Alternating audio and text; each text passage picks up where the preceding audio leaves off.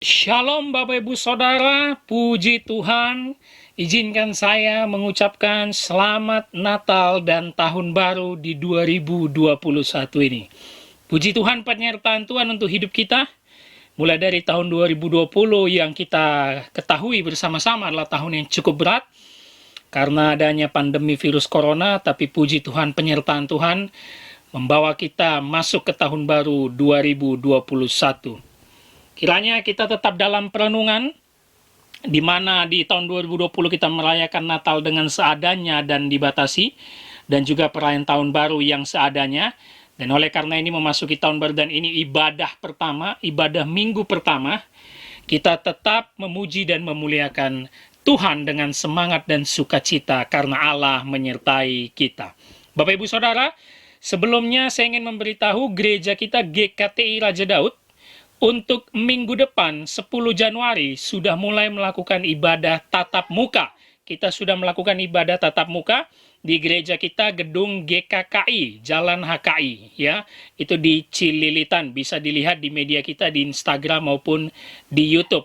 Untuk di seri pertama ini atau ibadah pertama kita minggu ini, kita memang masih online karena kita akan memulai tatap mukanya di minggu depan. Dan sesuai dengan pengumuman saya di bulan Desember kemarin bahwa tahun 2021 adalah tahun pemuritan, tahun pembelajaran. Ya, jadi ini adalah tahun discipleship, di mana di tahun 2021 ini khotbah kita hanya diambil dari Injil Markus. Kita akan menggali pasal per pasal, ayat per ayat Injil Markus sampai habis selama setahun. Kita doakan tepat waktunya setahun, Injil Markus dari pasal 1 sampai pasal 16. Kita menggalinya setiap minggu ayat per ayat sampai habis di pasal 16. Kita tidak tahu selesainya sampai kapan. Yang penting di dalam program gereja kita GKTI Raja Daud 2021, kita menggali dan mendalami Injil Markus saja. Ya, jadi kita akan betul-betul membawa jemaat anak-anak muda mendalami Alkitab dan fokus kepada Injil Markus. Oleh karena itu, saya harapkan dalam minggu pertama kita ini belajar, kita akan melihat sampai di ayat mana nanti kita akan selesai. Kita akan mulainya pelan-pelan, kata per kata, kalimat per kalimat kita dalami dan kita expose secara mendalam. Oke, mari kita buka Alkitab kita dari Injil Markus, Bapak Ibu Saudara. The Gospel according to Mark, ya, Injil Markus. Sebelumnya saya ingin memberitahu pengantar, Markus sendiri bukan termasuk murid Yesus Kristus. Injil ada 4, dan di dalam keempat Injil ada 2 orang yang bukan murid Yesus Kristus, yaitu Markus dan Lukas. Menurut sejarah gereja dan sumber-sumber, Markus ini adalah muridnya Petrus atau juru catatnya Petrus. Jadi Markus mendengar tentang semua kisah Yesus Kristus itu diajarkan dan didiktekan langsung dari Petrus. Ya, kita mengetahui Injil Markus ini berbeda juga dengan Injil Matius ataupun Lukas, apalagi Yohanes, karena Injil Markus termasuk dalam sinopsis Matius dan Lukas, tapi fokus dari Injil Markus yaitu untuk membawa pesan kepada bangsa-bangsa asing atau Gentiles. Ya, membawa pesan kepada bangsa-bangsa asing. Nah, yang menarik, kalau kita perhatikan Alkitab kita pelan-pelan, ya, ingat kita mulainya pelan-pelan ayat per ayat. Injil Markus dibuka dengan judul perikop Yohanes Pembaptis. Markus langsung berbeda sendiri karena Matius membukanya dengan silsilah Yesus Kristus. Karena fokus Matius memang kepada orang Yahudi. Sedangkan Markus, dia membukanya dengan Yohanes Pembaptis, yang semua kita tahu dia adalah pendahulu untuk menyampaikan pesan tentang Mesias yang telah datang, yaitu Yesus Kristus. Ya, makanya hari ini kita mulai dari Yohanes Pembaptis, yang kata Yesus adalah orang yang sangat luar biasa yang pernah lahir ke dunia ini. Mari kita mulai ayat pertamanya, Bapak Ibu Saudara. Kita perhatikan Alkitab kita. Inilah permulaan Injil tentang Yesus Kristus, Anak Allah. Stop. Kita mulai ayat pertama. Inilah permulaan Injil tentang Yesus Kristus, Anak Allah. Inilah permulaan. Permulaan di sini dalam bahasa Yunaninya arche, yang bisa juga dikatakan God fulfillment the word, ya. Artinya ini firman yang digenapi. The beginning. Permulaan tentang apa? Ada kata Injil. Mungkin Bapak Ibu Saudara sudah banyak sekali mendengar tentang Injil, dan kita semua pasti tahu arti yang sederhananya adalah kabar baik, good news. Kalau kita gali di dalam terjemahan aslinya, Injil adalah Evangelion, yang memang juga adalah kabar baik, tetapi secara konteks ini biasanya disampaikan saat suatu bangsa mengalami kemenangan di dalam perang. Jadi kalau bisa kita gambarkan, ada satu prajurit membawa selembar surat, mendeklarasikan kepada banyak orang, kepada banyak bangsa atau masyarakat, bahwa raja telah memenangkan peperangan. Itu menjadi kabar baik untuk bangsa itu. Itu menjadi kemenangan yang sejati. Nah, itulah yang diadopsi di dalam Alkitab. Tetapi Evangelion dalam tradisi Romawi atau dalam tradisi budaya kuno, sering sekali itu bersifat kabar baik yang sangat banyak. Baik itu kemenangan perang, baik itu mempersembahkan sesuatu, baik dan hal-hal lainnya. Tetapi kalau dalam perjanjian baru, dia hanya menggunakan singular. Hanya satu. Kabar baik itu hanya satu, tidak ada yang lain. Apa kabar baik yang hanya satu itu? Apa good news itu? Kita lanjutkan kalimatnya. Tentang Yesus Kristus, anak Allah. Mari kita pelan-pelan menggalinya. Tentang Yesus Kristus, anak Allah. Ternyata Markus ingin mengatakan permulaan Injil, the beginning of good news, permulaan Injil ini adalah firman yang digenapi, kabar baik tentang Yesus Kristus. Dan itu bersifat tunggal, singular. Yesus Kristus. Yesus sendiri, kalau dalam bahasa perjanjian lamanya atau Ibrani, Yehosua, sama dengan Yosua, yang artinya Allah menyelamatkan. Yahweh menyelamatkan. Nah, itu arti Yesus. Sedangkan Kristus sendiri, ini adalah bahasa di dalam bahasa Yunani yang dalam bahasa perjanjian lamanya disebut Mesias. Mesias sama dengan artinya Kristus, yang artinya adalah orang yang diurapi. Yang diurapi sah menjadi penebus. Penebus apa? Sudah tentulah kita tahu, penebus akan dosa. Jadi Yesus Kristus adalah Allah yang menyelamatkan, yang diurapi untuk menebus dosa. Lalu dilanjutkan, Markus sebagai pelengkap adalah anak Allah. Luar biasa sekali. Markus secara lengkap menjelaskan kabar baik yang harus kita dengar adalah Yesus Kristus itu Allah yang menyelamatkan, dan dia orang yang diurapi, sah menjadi penebus, karena dia sendiri adalah anak Allah, yang artinya Allah berinkarnasi, atau juga anak Allah ini adalah gelar, ya. Bukan berarti Allah beranak, bukan. Anak Allah ini adalah gelar, atau yang kalau kita tahu, anak tunggal, sering sekali dituliskan dalam Injil Yohanes, the begotten son. Anak yang unik. Kenapa unik? Karena memiliki sifat karakteristik sama dengan Bapaknya, yang artinya apa? Yesus juga adalah Allah dalam pribadi kedua, Tritunggal. Kabar baik yang ingin diberitahu Markus dalam permulaan Injil yang ditulisnya, bahwa kita harus mengetahui Yesus Kristus anak Allah itu telah datang. Ya. Bahwa Allah akan menyelamatkan umatnya dari dosa. Bahwa dialah Allah yang berinkarnasi menjadi manusia. Nah, itu yang kita perlu tahu dari ayat pertama. Kita lanjutkan ayat keduanya, Bapak Ibu Saudara. Seperti ada tertulis, stop dulu. Seperti ada tertulis. Kata tertulis sering sekali diidentikan di dalam budaya Romawi sebagai suatu hal yang bersifat legal atau sah secara hukum. Ya. Seperti ada tertulis. Jadi Markus ingin menjelaskan bahwa good news, Injil yang harus didengar itu tentang Yesus, Allah yang berinkarnasi, Allah yang akan menyelamatkan umatnya, itu betul-betul legal, betul-betul sah secara hukum. Nah, itu adalah terminologi kata tertulis menurut budaya Romawi, ya, menurut budaya kuno. Lalu kalau kita bawa seperti ada tertulis, ini pasti menyangkut tentang perjanjian lama. Di mana kita tahu semua suara di perjanjian lama, nubuatan nabi di perjanjian lama, itu hanya tertuju kepada satu sosok, yaitu Yesus Kristus di perjanjian baru. Jadi seperti ada tertulis, selain sah secara hukum atau legal, ini menunjukkan otoritas yang sah, yang memang tertulis dalam perjanjian lama, lewat otoritas Allah, nabi, imam, ataupun raja. Itu yang kita perlu tahu.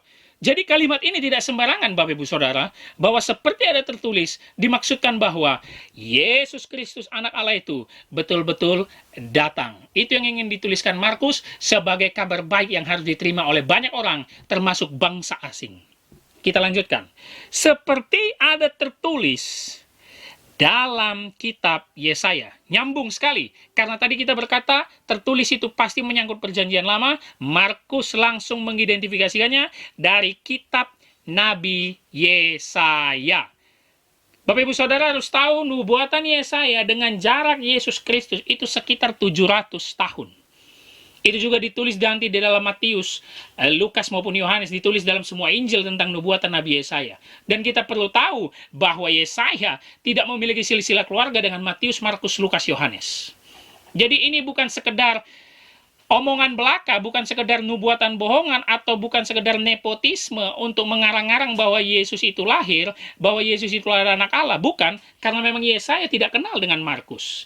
Tapi ini memang nubuatan yang tergenapi. Karena tadi kita sudah tahu bahwa tertulis artinya sah secara hukum dengan otoritas Allah, Nabi, Imam, dan Raja. Kalau kita perhatikan ayat 2 dikatakan tadi, seperti ada tertulis dalam kitab Nabi Yesaya, lanjutan kalimatnya, lihatlah, aku menyuruh utusanku mendahului engkau. Yang menariknya, ini bukan langsung dikutip dari kitab Yesaya, Bapak Ibu Saudara. Kalau kita lihat footnote-nya di Alkitab kita, ini terkutip dalam Maleakhi 3 ayat 1. Bisa diperhatikan di Alkitabnya. Ini dikutip dari Maleakhi 3 ayat 1. Ini bukan langsung Yesaya. Bukan.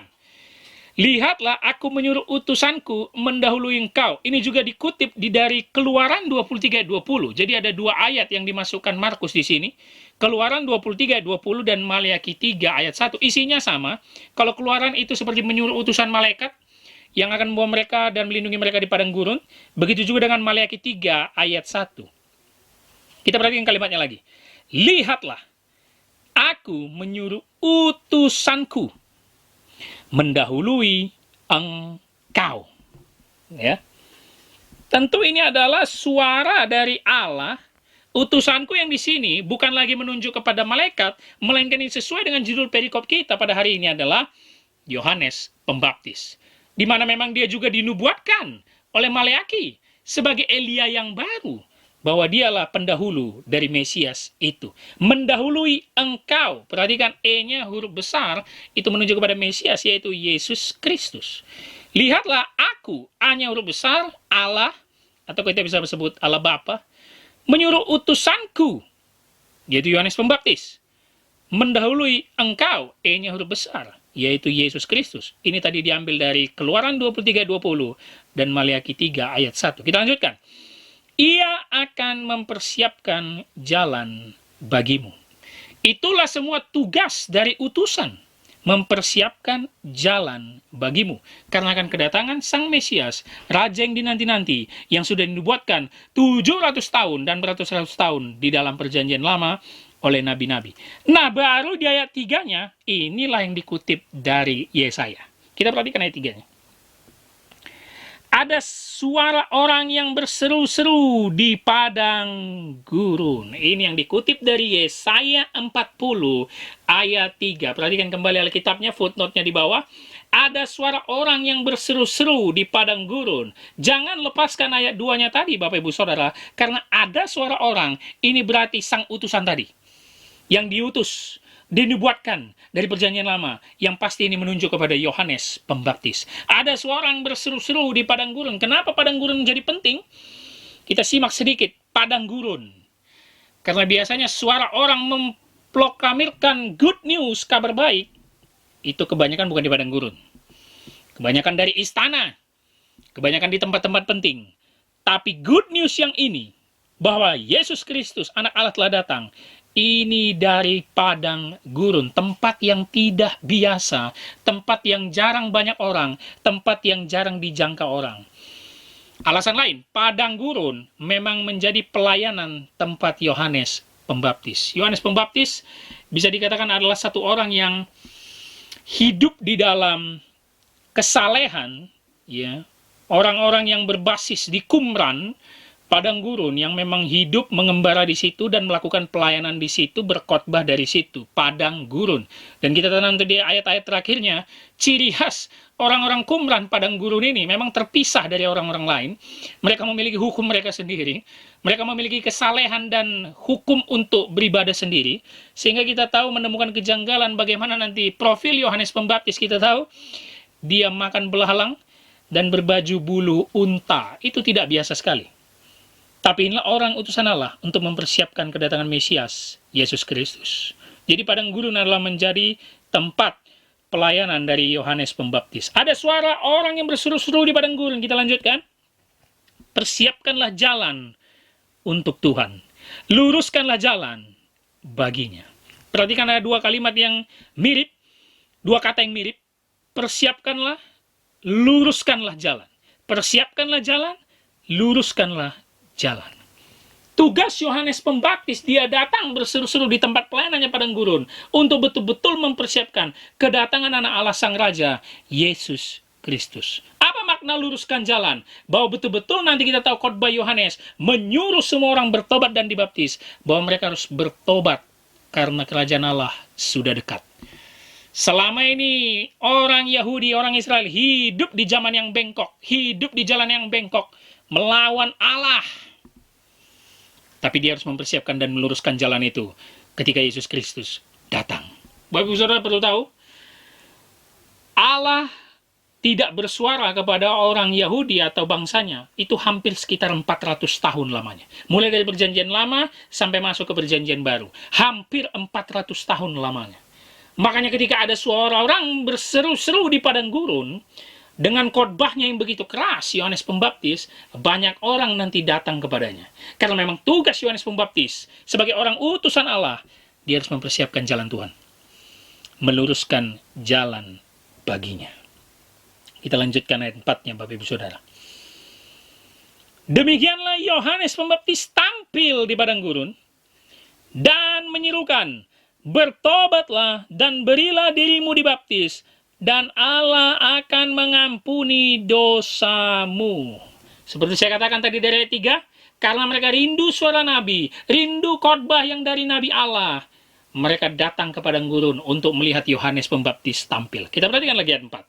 Demikianlah Yohanes Pembaptis tampil di padang gurun, seperti kita tahu pelayanannya padang gurun, dan menyerukan apa? Kita perhatikan khotbah Yohanes Pembaptis secara sistematis, Bapak Ibu Saudara.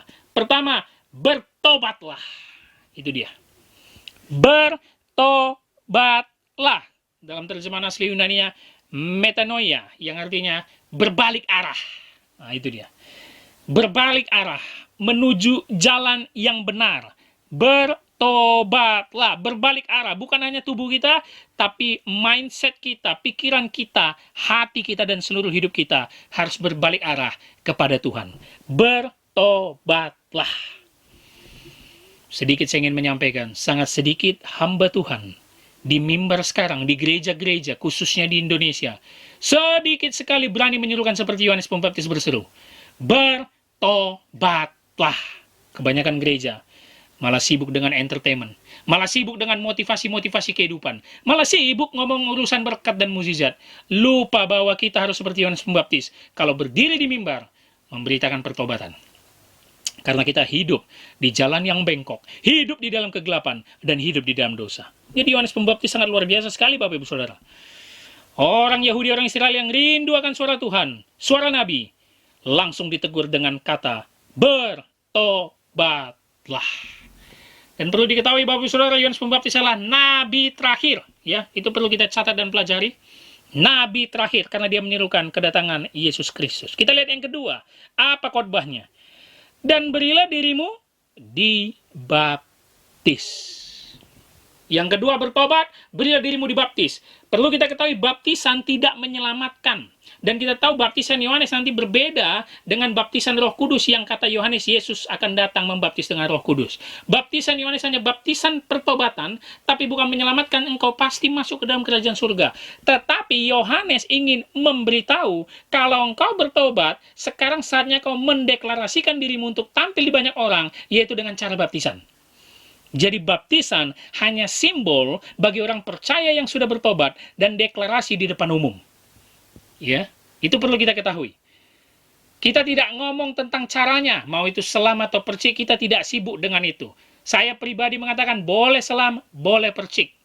Tapi yang kita pelajari dari konteks ini, bahwa Yohanes ketika memanggil banyak orang dia tampil di padang gurun, kalau engkau bertobat kembali ke jalan Tuhan, berbalik arah, maka deklarasikan depan umum dengan simbol engkau dibaptis, ya.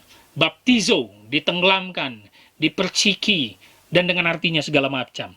Ini hanya deklarasi. Jadi jangan pernah bilang kalau dibaptis pasti masuk surga. Tidak. Tidak ada hubungannya itu. Mau dibaptis 10 kali, 15 kali, tidak ada hubungannya. Pasti masuk dalam kerajaan surga.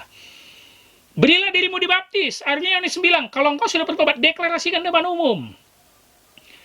Jangan kita punya pemikiran, dia percaya Yesus tapi dia nggak mau dibaptis. Itu salah, Bapak Ibu Saudara. Itu tidak dibenarkan. Karena kalau kau sudah bertobat, percaya Yesus adalah Tuhan dan Juru Selamat, deklarasikan depan umum itu, kau masuk ke dalam satu anggota gereja, engkau dibaptis, diumumkan hamba Tuhan, kekayaan jemaat yang banyak. Nah itu artinya. Jadi kita harus sistematis. Tidak boleh main-main. Ya. Bertobatlah dan berilah dirimu dibaptis. Kita lihat pesan ketiga dari khotbahnya. Dan Allah akan mengampuni dosamu. Nah, itu dia yang penting. Dan Allah akan mengampuni dosamu. Di sini menggunakan plural. All sins, dosa-dosamu yang begitu banyak. Jadi khotbah Yohanes Pembaptis, John the Baptizer, ya, betul-betul menegur hati dan perilaku orang-orang Israel yang hidup bengkok pada zaman itu, yang hidup berdosa dan di dalam kegelapan. Mau diampuni, bertobat, deklarasikan dirimu dengan tanda dibaptis, Allah akan mengampuni dosamu. Ambil sikap diri, kata Yohanes Pembaptis. Ambil sikap diri, maka Allah akan mengampuni dosamu. Ini sangat penting, Bapak Ibu Saudara, bahwa sejatinya kita harus melakukan apa yang Yohanes Pembaptis lakukan. Bahwa sejatinya pesan dari mimbar, pesan hamba Tuhan yang harus dikumandangkan di gereja di zaman sekarang, itu harus soal bertobat dan teguran terhadap dosa. Ini yang paling penting. Karena dosa adalah masalah paling serius sampai Allah mau turun dan lahir ke dunia ini. Jangan main-main. Inilah pesan yang harus dikumandangkan. Mungkin kalau banyak pendeta atau Yohanes Pembaptis tampil di zaman modern 2021 sekarang, saya yakin dan percaya gereja akan bosan. Betul ya? Misalnya Yohanes Pembaptis diundang berkali-kali keliling gereja di Indonesia, saya yakin dan percaya dia tidak laku. Karena khotbahnya hanya soal pertobatan dan teguran dosa. Jujurlah kita, melalui kedagingan kita, siapa sih kita mau ditegur terus dosa kita? Pasti kita akan langsung berpikir, pendeta ini sok suci sekali ya. Negur-negur dosa terus ya. Biasanya orang yang ngomong demikian, dosanya yang paling banyak, tapi tidak mau ditegur. Tapi pesan hari ini, di minggu pertama kita 2021, kita betul-betul bertobat dan siap ditegur. Firman Tuhan itu harus menghajar kita habis-habisan, Bapak Ibu Saudara. Firman Tuhan itu harus mengikis hati kita, supaya kita tidak hidup lagi di dalam kehidupan kita yang lama, tapi hidup baru di tahun yang baru ini. Saya mau tanya kepada Bapak Ibu Saudara yang menonton di rumah, kepada seluruh jemaat GKTI Raja Daud, siapa yang sampai 3 hari di 2021 di tahun baru ini masih malas baca Alkitab? Saya mau katakan, Anda belum bertobat. Nah itu dia. Siapa yang 3 hari ini masih malas baca Alkitab, jangan kita sok yakin tahun ini sampai akhir Desember 2021 Tuhan menyertai kita. Kita itu namanya sok kenal, sok dekat, sok akrab sama Yesus. Membaca firman-Nya saja kita malas, padahal sudah masuk tahun baru 3 hari ini, tapi tidak mau, ngakunya Tuhan menyertai Immanuel. Kita akan menjadi penipu, Bapak Ibu Saudara. Nah ini penting. Ayolah, Jangan lagi khotbah itu hanya sekedar motivasi. Ayolah, jangan lagi khotbah itu hanya sekedar entertain, menyenangkan telinga. Saatnya 2021, khotbah itu harus menyuruh orang bertobat dan menegur dosa kita. Kita sama-sama berjuang untuk melawan dan berperang melawan dosa. Saya tidak katakan kita tidak mungkin jatuh ke dalam dosa, kita akan berperang terus-menerus. Roh Kudus yang akan menguatkan kita. Oleh karena itu tunjukkan Bapak Ibu Saudara, melalui pesan kita dari khotbah Yohanes ini, bahwa betul-betul kita yakin Tuhan mengampuni kita ketika kita sudah bertobat dan sudah dibaptis, memberi diri, mendeklarasikan kepada banyak orang. Saya ingin membaca di ayat terakhir karena waktu mungkin sudah habis, yaitu ayat 5-nya. Kita akan lanjut di minggu depannya. Jadi kita akan terus ayat per ayat, tidak akan dibatasi sampai kita habis di pasal 16-nya. Kita doakan selesai setahun. Ayat 5-nya. Lalu datanglah kepadanya orang-orang dari seluruh daerah Yudea dan semua penduduk Yerusalem, dan sambil mengaku dosanya, mereka dibaptis di sungai Yordan.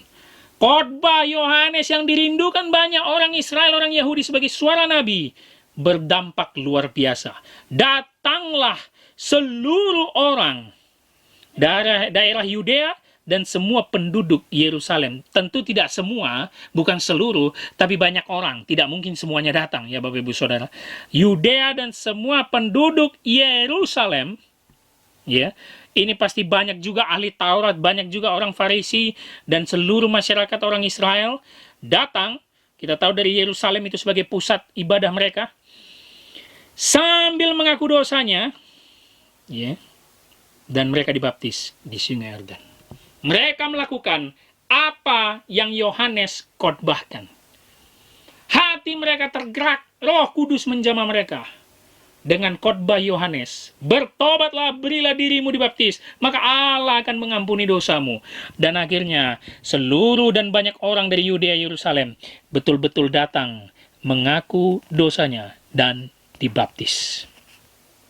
Ya, ini adalah dampak dari khotbah Yohanes yang saya yakini dalam menyampaikan pesan dan khotbahnya tadi, dia sangat berapi-api. Inilah kerinduan umat Israel, mendengar suara Nabi yang 400 tahun tidak mereka dengar. Dan banyak orang yang terpilih mau datang mengaku dosa dan dibaptis. Mereka mendeklarasikannya di depan banyak orang bahwa mereka mengaku dosa. Inilah orang-orang yang dipersiapkan jalannya, yang diluruskan jalannya oleh Yohanes Pembaptis untuk menanti kedatangan Mesias. Kita tahu nanti ayat selanjutnya, Yesus akan tampil di depan banyak orang ini, dan Yohanes Pembaptis mengetahui, dialah anak domba Allah penghapus dosa dunia, dialah Mesias yang dinantikan orang-orang. Bapak Saudara, sudahkah kita seperti banyak orang dari Yudea dan Yerusalem mau mengaku dosa kita di tahun baru ini? Sudahkah kita berjanji kepada Tuhan kita Yesus Kristus? Kemarin kita merayakan Natal yang penuh dengan perenungan, sunyi senyap, tidak seramai biasanya. Sudahkah kita berjanji bahwa memasuki 2021 di tahun baru ini, kita betul-betul mengaku dosa? Atau hidup kita masih seperti yang dulu lagi? Hidup kita tidak ada yang berubahnya. Yang pemarah tetap pemarah. Yang pembohong tetap pembohong. Yang malas baca Alkitab tetap malas baca Alkitab. Yang malas ke gereja tetap malas ke gereja. Apakah Anda betul-betul merayakan Natal dan Tahun Baru? Saya mau katakan, jika itu masih Anda lakukan di 3 hari 2021 ini, Anda tidak merayakan apa-apa. Semua ibadah Anda hanya tradisi agama Kristen. Semua ibadah Anda hanya pembohongan di mata Tuhan. Yuk, kita tidak bisa main-main lagi. Saya juga akan terus belajar mengkhotbahkan apa yang Yohanes Pembaptis khotbahkan. Bertobatlah, berilah dirimu dibaptis, maka Allah akan mengampuni dosamu. Mari kita sama-sama mendeklarasikan di setiap gereja kita, di jemaat kita, khususnya di gereja kita GKT Raja Daud, yang banyak anak mudanya, betul-betul kita mendeklarasikan bahwa kita bertobat dan siap hidup baru. Inilah menjadi visi gereja kita di tahun 2021, Discipleship Years, tahun pemuritan, di mana betul-betul kita akan mendalami firman, di mana betul-betul kita akan hidup kudus, menjalankan perintah Allah. Bapak Ibu Saudara, kita hanya sampai di ayat 5, karena waktu sudah habis. Kita akan lanjut di minggu kedua, 10 Januari, mulai ayat 6 kembali. Jadi betul-betul gereja kita akan terus belajar, ayat per ayat, pasal per pasal, Injil Markus, sampai 1 tahun ini. Kiranya Tuhan Yesus memberkati kita semua, dan kiranya kita selalu mengandalkan Dia karena Dia menyertai kita, dan kita selalu tunduk kepada kebenaran firman-Nya. Amin.